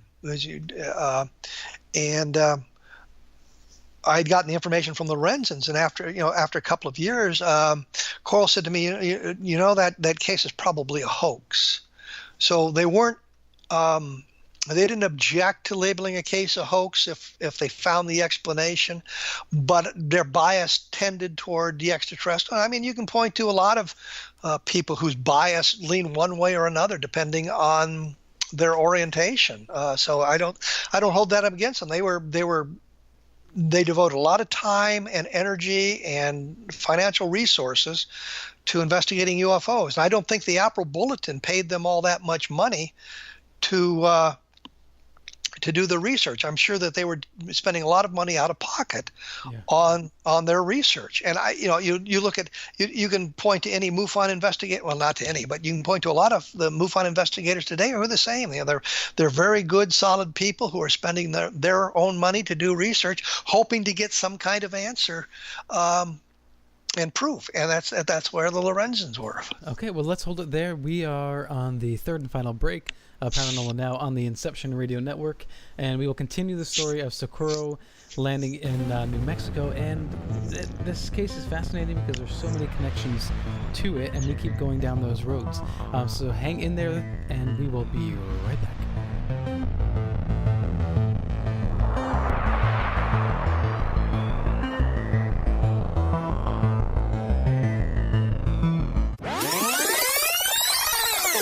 And welcome back to Paranormal Now on the Inception Radio Network. I am your host, Alan B. Smith, and my guest tonight is Kevin D. Randle. He's a former Army helicopter pilot and Air Force intelligence officer.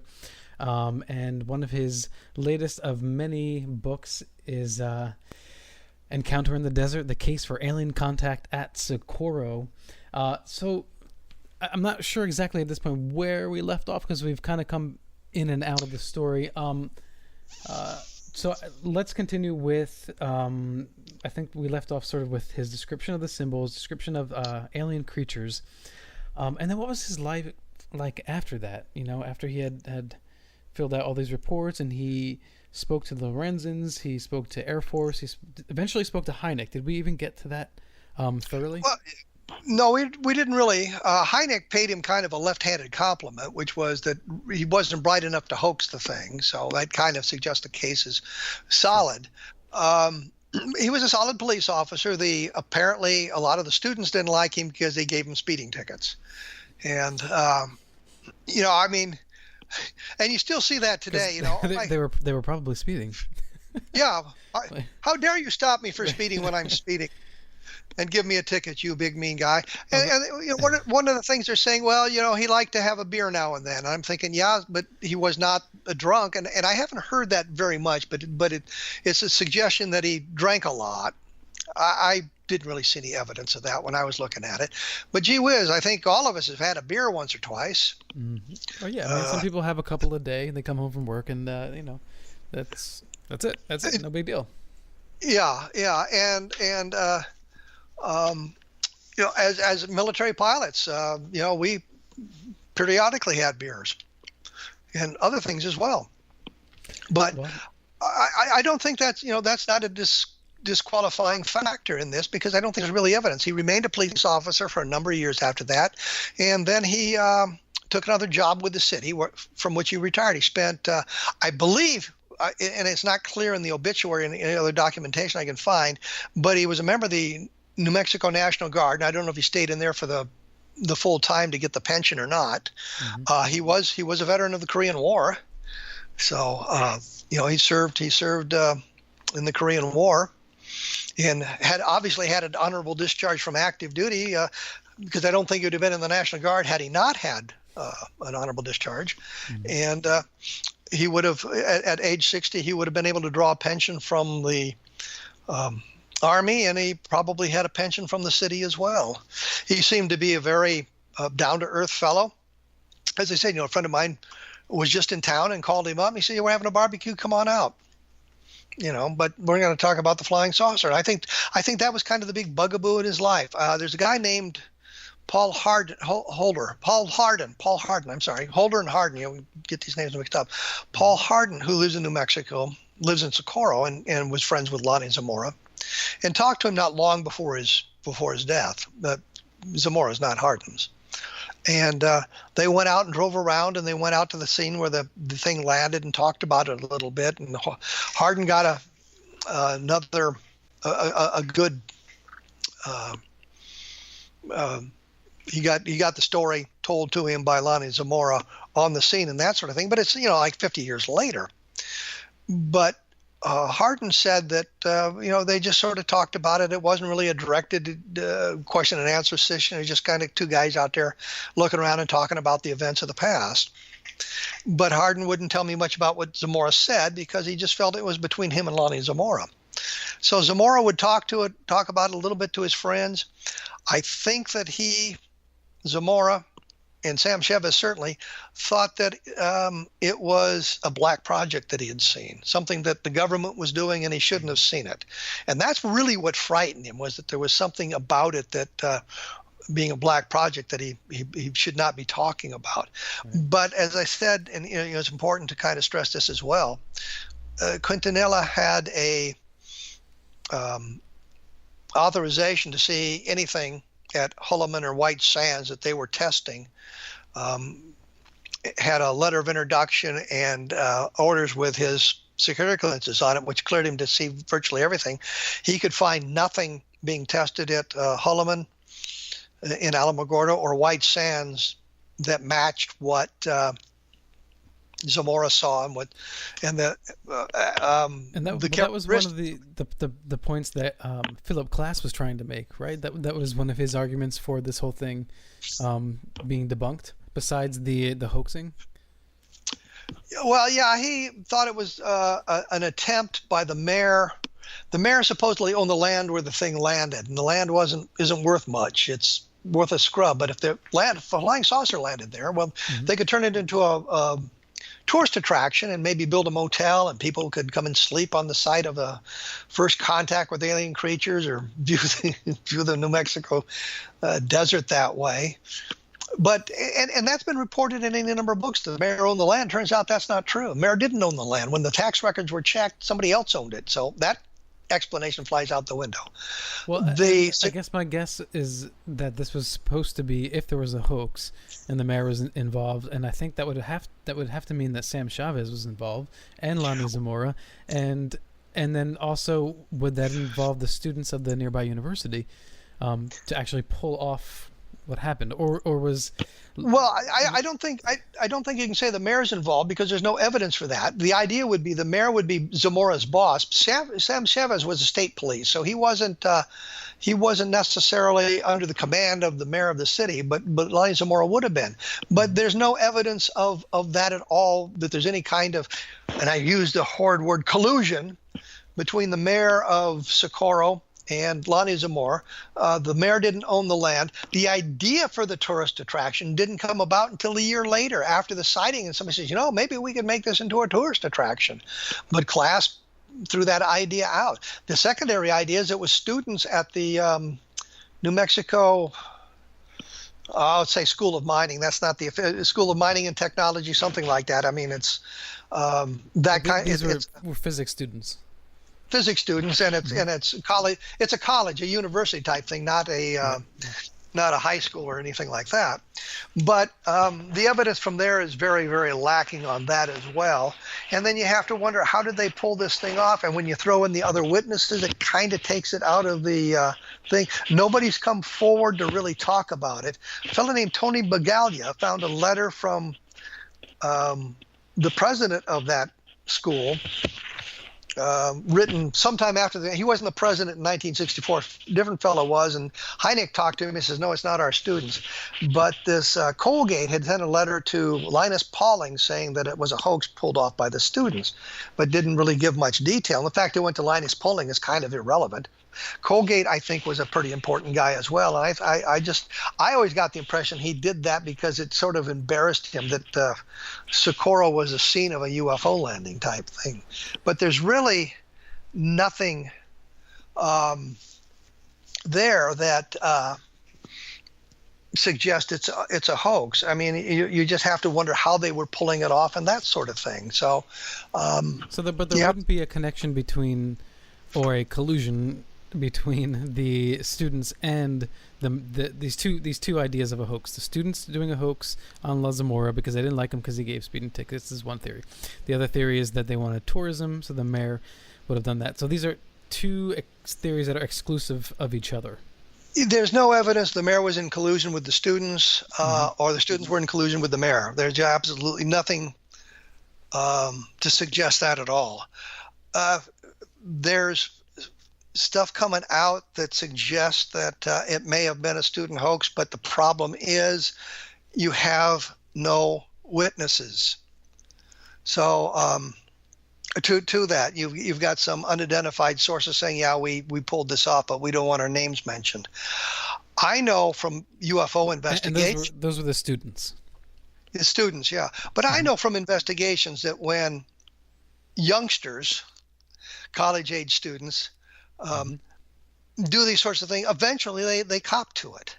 And I always say, 99% of the UFO pictures were taken by teenage boys, and 99% of them are hoaxes.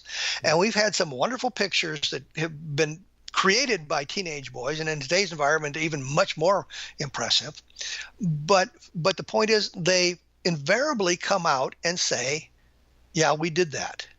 And some of the pictures that people have held up for literally decades have been proven to be hoaxes, or admitted to be hoaxes. Sure. And I think you make a good point in the book that if their end game was to embarrass Zamora, then they would have had to admit it so that people know that Zamora had been had. Well, that would make it even better, right? Because not only is he reporting a flying saucer and alien creatures, for God's sakes. Yeah. He should have been able to tell him. Yep. Yeah, that really would have embarrassed him, and it just never happened. And the people who are claiming that it happened that way are people who are not associated with it. The guy Colgate was not at the university. I say university, and the college at the time the events took place. And he said, well, he talked to students who told him about this, but we never get the names of the students who were the participants. And they never said, this is how we did it. Well, sure. Well, and anyone who's been to school knows that, stories become legend. And, so, a generation, not a generation, but years later, new students come into the school, they hear about the story, and then people start claiming that it was some students from a previous, year or 2 years ago or whatever. Or that they were participants in it. How many people... the best example I have, the funniest one, is at the turn of the last century, that would be 1900, there were 15 guys at 15 separate carnivals saying that they were the real Jesse James. 14 of them had to be lying. That's because that was their claim to fame. I'm the real Jesse James. I don't know how many people have come forward or had come forward and said that they were with the 5 companies at Custer at the Little Bighorn, and they managed to escape the final onslaught of the massacre. I got out of that circle of death somehow. There's no evidence that that's true, but there's any number of people who said that. Was Roswell, and that was one of the things they did in Roswell in the 21st century, was pointing out that here's all these people who have come forward with their tales of having been involved in the Roswell sighting in some fashion that have blown up in our faces. It's clear that they were making this stuff up. And once we got the proper documentation or we got some other evidence, we realized that they were making the story up, or they began to contradict themselves. In the Socorro case, Lonnie Zamora never contradicted himself. We don't have all these witnesses coming forward and say, yeah, I was there in 1964 and I saw this, that, and the other thing. We have a very solid case. We have a case of a police officer who witnessed the thing. It leaves landing gear markings on the ground, which is a different chain of evidence from the testimony. We no longer say it's single witness. We have 3 witnesses who were not identified by name but had called the police, so we have the documentation for it. We have the Colorado tourists. Granted, that's even worse testimony or evidence than the people who called the police station, because that's secondhand from the gas station manager, and we don't know who those people were. We have other people who were on the ground, saw things in the area that relate to this. So we have a good body of evidence. It's a much stronger, much robust case than it had been as we look at all the evidence that's associated with it. Well, had anyone called in around the same time that Lonnie saw the UFO? The three people called just prior to him seeing the UFO landed. They called in before he called the police and said, called the station on his radio and says, I see this thing on the ground. So these three people called in and reported it. I think Nep Lopez was the guy's name, the police dispatcher. He didn't write it down because I don't know why. He didn't write the names down. But once the story came out, then that information was corroborated by Holder's report written that very night that these three people had called the police station. I am still astonished nobody went to find those people. Right, because it shouldn't have been that difficult of a task in a town the size of Socorro, especially when you knew the flight path. And even if you couldn't find those three people, you might have found two or three others that had seen it or heard it. Exactly. And I'm wondering if I'm confusing cases here, but there was a dispatcher that took those calls, correct? Yeah, Nep Lopez was the guy who took the phone calls. Okay. So you have that on record. That was Holder's is the record that we have for that. Yes, we have that. We have that. We have a record of that documented the night the event happened. It's not like Holder said 10 years later, oh, by the way, I remember Nep Lopez telling us about the three phone calls. He wrote it down that very night. Well, do we know anything about Lonnie Zamora that makes him a credible witness?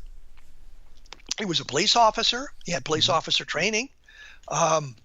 He didn't seem prone to inventing tales. Anybody can be fooled by the circumstances. The skeptics like to say, well, Lonnie Zamora lost his glasses during the sighting. Yeah, at the very end, after he'd been down close within 30 feet of the object, after he ran back up the hill as the thing began to roar and knocked his glasses off, after he'd seen everything, he lost his glasses. So losing his glasses is irrelevant to the story. Right, and that also begs the question to me, if it was a hoax, he was really close. Yes, he was very close. As a police officer, knowing that there's kids in the area, I'm sure he's experienced his fair share of pranksters. He would have been keen enough to have heard something, keep his eyes out for something, and yet no. There's Quintanilla, the Project Blue Book chief, said that he always felt the answer was in Lonnie Zamora's head, meaning that there was something there that he observed and that would have given him the answer if Zamora had processed the information properly. I didn't see anything like that. I mean, Zamora seemed to be a very credible source, a very reliable man, maybe not the brightest bulb in the display, but that doesn't mean he was easily fooled either. He was an experienced police officer. He was an experienced military man. And there were they lived near Air Force bases, so this was not, craft and unconventional craft, but it would have been seen in the sky, I'm sure. Well, absolutely. And there were the landing traces. To make this thing work, and Lonnie Zamora's down, I mean, the landing traces showed something very heavy being pressed into the ground. Not something light like a balloon or any of the other explanations, but something heavy pressed into the ground. And there is, of course, the evidence from the flame that burned the bush and some of the surrounding test area. If it had been a chemical flame of some kind, it would have left residue that would have been picked up in the samples. And they would have said, oh, we found evidence of gasoline. We found evidence of diesel fuel. We found evidence of propane using to send the balloons, the hot air balloons aloft. There would have been evidence there because it burned the bushes. There would have been evidence of those chemicals there. Nothing like that was found, and there were samples taken by any number of people. And like I said, Holder gave his to Hynek, so the Air Force labs would examine it. But the thing is, you say, well, the Air Force, they would have lied about it. Yeah, they would have lied to the public, but they wouldn't have lied in the files. Because if you look at the files back at that time, they didn't expect anybody to be pawing through them the way we are today. I mean, complete sets of the files. If they had found something and said, there's really strange residue found there, we would know it. But the files all suggest everything was mundane. NICAP had samples taken by Ray Stanford that were examined, and the NICAP files came back the same way. The NICAP examination came back the same way, saying that nothing unusual here. Now, were these, when you say examined, are we talking about spectroscopic analysis or? All sorts of examinations that they could do, testing to see if they could determine what was. There was little flecks of the metal were taken to the Goddard Center in the Washington D.C. area to be examined, and found nothing spectacular there. Although, as I talk about in the book, Ray Stanford said he talked to the scientist who originally did the test that suggested there was something extremely unusual about it. But the next time he talked to the scientist, he said no, there was nothing there. But when you put it into the totality of how everything went down and who had samples and who did what, it doesn't seem that there was anything suggestive of any sorts of residue, be it metallic or chemical, that would suggest an extraterrestrial presence or suggest a terrestrial explanation for the damage that was seen. And I wanted to touch on this one case in particular, where a family had seen, armed with shotguns, or rifles, if I recall correctly. A little bit of everything. Right. They were well armed. They had encountered creatures. The family name's slipping my mind right now. Sutton. Okay. And the creatures were this is at nighttime or dusk, I'm not sure. But they're coming towards them. And so tell us a little bit about that. Well, it's a very complex case because there's a lot of people involved, and it took place over several hours, and there was a lot of shooting involved. What the story is, one of the guys was out in the back at the well, and as he was going back into the house, he saw something land out in the distance and didn't think much of it. And later they saw some little creatures, 2.5, 3 feet tall, really bizarre looking things, frightened them badly. And they were using shotguns and I think a .22 caliber rifle, may have had a pistol or two involved in that. And they would fire at it, would knock the creature down. It would jump up and run off. And they kept surrounding the house. And they would disappear for a while and come back. And so around 11 p.m. that night, I think it was 11 p.m., the family jumped into 2 cars and roared off to the local sheriff's office. The sheriff came back and with military, and they couldn't find any evidence of the creatures. I mean, the creatures were gone. They couldn't find the craft. They did find some bizarre residue on the ground, and they found, of course, some bullet holes in the screens and whatnot, suggesting they were firing through the windows at the creatures. The Air Force wrote it off as psychological problems. They said that the family had been to some kind of a Pentecostal meeting and were all wound up in the revival and envisioned this, and they thought maybe some monkeys had escaped from a local circus, and that was what they were seeing. Preposterous explanation. Air Force said originally, we didn't investigate this case, but you go back and you look at that file and you find out, well, yeah, they did. They just did it in a roundabout way so they could say we didn't really investigate it officially.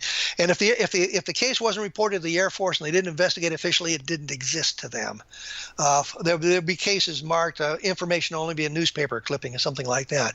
But their explanation was that it was a monkey escaped from a circus, but they could find no monkeys. They could find no circus from which it could have escaped or they could have escaped. That sort of thing. The explanation never made sense. It's a bizarre case. It's a bizarre story, yeah. Everybody's thinking, yeah, it can't be true because of all the shooting going on and the reaction of the creatures, and like they're teasing them. He says, oh yeah, you knocked us down, or we fell down, ha on us, and then they would show up again to be shot at. It's really a bizarre case, and your inclination to say, well, that's not true. The family was bizarre, but I mean, they were dirt poor. Doesn't make them bad people. Doesn't make them prone to hallucinations. There had been no revival meeting that they attended. There was some discussion of drinking, but there's no evidence that they had been drinking moonshine or any of that stuff. They seemed very level. When the sheriff and his deputies in the military went back that night, they found some evidence that things had gone on, but they didn't see the craft, they didn't see the alien creatures, so they couldn't testify to that, but they could testify to other things they saw that night, which gives it a note of credibility that some of the other cases that we look at don't have. And then, of course, the next morning, some Air Force officer, I think he was on his annual tour, stuck his nose in the case and wasn't very receptive to any idea of alien in landing and that sort of thing. So his reports aren't very good. But when you go back again through the Project Blue Book files on this, you find that they were a little bit more interested in it than they portrayed, and some of the documentation, it contradicts other documentation in the case file. And I think we got to look at all of that stuff. Do you want to believe that alien creatures were playing around that way one night in Hopkinsville, Kentucky? And the answer, my answer is no, not really. I don't believe that. But there's enough in there to just give you pause and say, well, something went on there that was really, really bizarre. And the fact that firearms were involved, suggesting that had it been some kind of a prank played by somebody, there would have been some very unhappy people when the sun came up the next day. And that just doesn't seem to be the case. The unhappy people, the ones that got shot. Yeah. In your experience, the Socorro case, I don't know if you take a position on this, but do you believe that Lonnie Zamora did see an actual craft that was not a typical military craft? If you had gotten the last 20 pages, you would know the answer to that question. Touche. But I look at it this way. I know of no terrestrial explanation that fits the facts. Mm-hmm. That does not necessarily lead us to the extraterrestrial. We need something more to get there. Lonnie Zamora's description of the craft and the creatures, the beings, I shouldn't say creatures, I should say beings or things he used, are suggestive that it is not of a terrestrial nature. But that doesn't really get us the evidence. We need something a little bit more substantive to get to that point. That's kind of where I leave it. I can't find a terrestrial explanation. I am not happy about making the leap to the extraterrestrial without additional evidence to support that conclusion, which is a dumb thing for me to say on your program, because now all the people listening say, well, we don't have to buy the book now. But you should buy the book, because you get it all wrapped up in a nice package, and you'll understand exactly where I'm coming from. Well, sure, and there's tons of detail that is interesting detail that we haven't gotten to, and you make comments and comparisons of other cases in the New Mexico area. I mean, including Kansas, Wichita Falls, and I like how you do compare them because like I had said at the beginning of the show, I think it helps one understand the investigative process in ufology. Well, what's interesting, I was going to say, I don't mean to interrupt, but what's interesting is I have been criticized for padding the book by putting that stuff in there. Oh, no, not at all. And I was thinking, and my thinking was, by doing that is, the case is standalone. We can look at just the evidence on the Socorro case, but these other cases, this other information provides a context for the whole thing. And I think that context is what is important here when we look at the Socorro case. So I thought that information was necessary to take a look at that and give I know one of the people who criticized the book was somebody who's very deeply enmeshed into the Socorro case. Mm-hmm. And into UFOs. So a lot of the information that I provided in the book that I thought of would help people understand it, he already knew because of his own research and the years that he had conducted the research. But there are things in the book that have not been publicized before, but these other cases were important to give a context to the whole thing. And somebody wanting to read about the Socorro case doesn't want to necessarily be dragged into the Arnold sighting, which I thought was important for those who didn't understand ufology and some of the other landing cases where the beings were seen, I think were important to give you an idea of what sort of things are reported by reliable sources and what evidence supports those. There was a landing in Kansas that I thought was important because of the physical evidence left behind and the description of the being. So I thought that information was important to give you a context for the entire case. Yes, when you first went down that road, I did have a moment of, oh gosh, we're going to go through the whole history of ufology right now, but but it made sense, and you didn't linger too long on one thing or another, and like I said, it was actually a refreshing read, even though you were recapping some of other well-known stories. But I also tried to provide, for going into these other cases, and if I didn't go into the depth, I tried to provide the sources so somebody who was interested in that case could follow up on it themselves and see if I adequately addressed it or accurately addressed it, or if I went off on a tangent with those cases. So I tried to provide the information so that you, as the reader, could gather additional information without having to go through all the trials and tribulations I did to get to those points. So, I gave you the websites, give you the names of the books, give you the names of the MUFON Journal or the International UFO Reporter where that information might have been, so you can look it up yourself. Yeah, and it was a fantastic read. I still have 20 more pages to go, but I'm dead serious. It really is a read, a book worth picking up to read. My guest tonight has been Kevin Randle. Randle, thank you so much for coming on to Paranormal Now. I really appreciate it. I thought it was more fun than getting dirty. Yeah, there you go. All right. Well, I mean, there's always an alternative. And this is Alan B. Smith for Paranormal Now on the Inception Radio Network, and I want to thank Joe Champion, MJ Lucas, and Bob Tarmac from IRN for making this show possible. And for all of you out there, until next time, live in the mystery. Be well.